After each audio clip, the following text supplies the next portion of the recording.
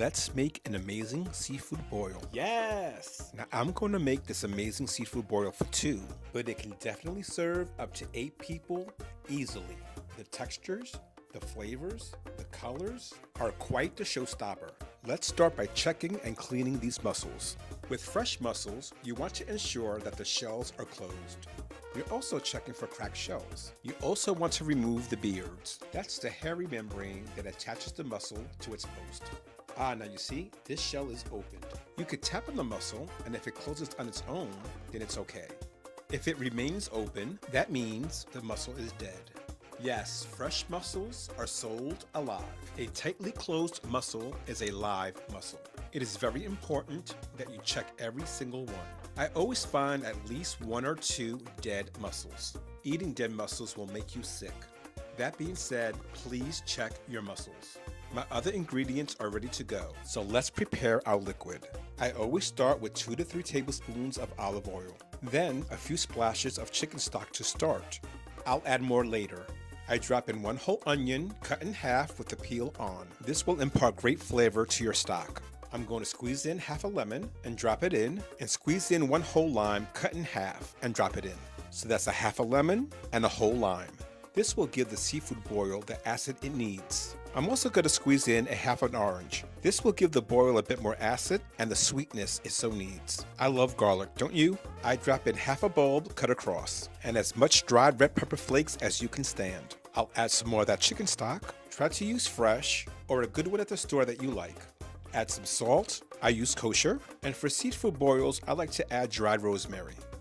Give these ingredients a vigorous stir to really blend in all those flavors. Let it come up to a full boil. In about 15 to 20 minutes, you'll be prepared to drop in all your ingredients. Now, my mini potatoes are going to take the longest to cook. I drop those in first. These are the small potatoes that are packed in those little bags. Leave the skins on. These can really feed an army. I let these soften, almost to full cook. Takes about 15-20 minutes. Then I drop in a whole stick of butter. Yes, a whole stick is a lot, but this is a large seafood boil. My butter was cold from the fridge, so I try to break it up for faster melting. Then I cut up 3 ears of corn cut in thirds, giving me 9 pieces. Besides vegetables, my seafood boils do have meat. These are 2 pieces of sliced up andouille sausage. Ooh, that's good. Drop those in. At this point, I give it a few more minutes to boil. I want to make sure my potatoes and my ears of corn are fully cooked before I drop in the seafood. Ooh, look, I have here 2 fully cooked lobster claws. I'll use the lobster tail for a surf and turf meal. I'll just nestle in those beautiful claws. As with all my recipes, if you don't like a certain ingredient, don't use it, or substitute with what you like. I also have here a fully cooked crab, just split in half. Oh, I can't with the colors. Crab split this way makes for easier handling. Now for those clean, beautiful black mussels. Drop those in. As they cook, the shells will steam open. If the shells are still closed after cooking, disregard. I'm going to move those around. Then I'm going to add handfuls and handfuls of fully cooked shrimp. These are peeled and deveined with tails on. For a modern touch, I'm going to add edamame on top. It's unexpected, but it goes so well with the seafood. Okay, put a lid on it, would you? And let that boil for 20 more minutes. In the meantime, let's make a cocktail. Let's make my version of a Mexican sunrise. I use honey for sweetness, and a small amount of my favorite tequila, and a large amount for Henry. I drop in 2 slices of lime per glass. I also like to squeeze in fresh lime as well, and give that a quick stir. In a way, it's like light muddling. Pour in some orange juice, about a half a cup per glass. Then I add my large cubes of ice. Then add your favorite Mexican beer. It doesn't have to be Mexican beer, just use a beer that you like. And I'm not really into beer, so this cocktail is perfect for me. We're going to use Corona beer for this cocktail. And no, it's not sponsored. A Mexican sunrise is just a tequila sunrise with beer. This cocktail is also known as a Corona sunrise. It makes a great cocktail, a great complement to the seafood boil. Okay. Now, the seafood boil is ready to drain. I use a colander inside a bowl to drain the seafood boil.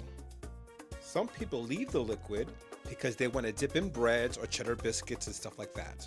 But for us, the mini potatoes is all the starch that we need.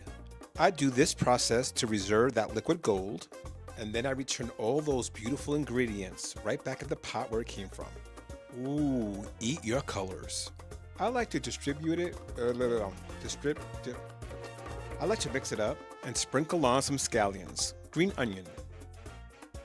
Then this beautiful seafood boil is ready to serve.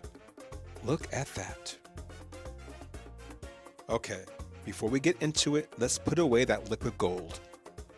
We have just made the best seafood stock and it can't go to waste. You could use this with your seafood fried rice, your Italian pasta with clams. You can add it to your shrimp salads. You can poach your lobster with this. It makes for a great seafood butter sauce, even as a dressing for your fish sandwiches. Now let's eat. I'm telling you, this is a delicious and beautiful meal. Now seafood boils are very casual, but look how elegant this looks. This seafood boil is even good enough to serve for a holiday. Imagine showing up with this at your next potluck. You will acquire many, many new best friends. Goodbye.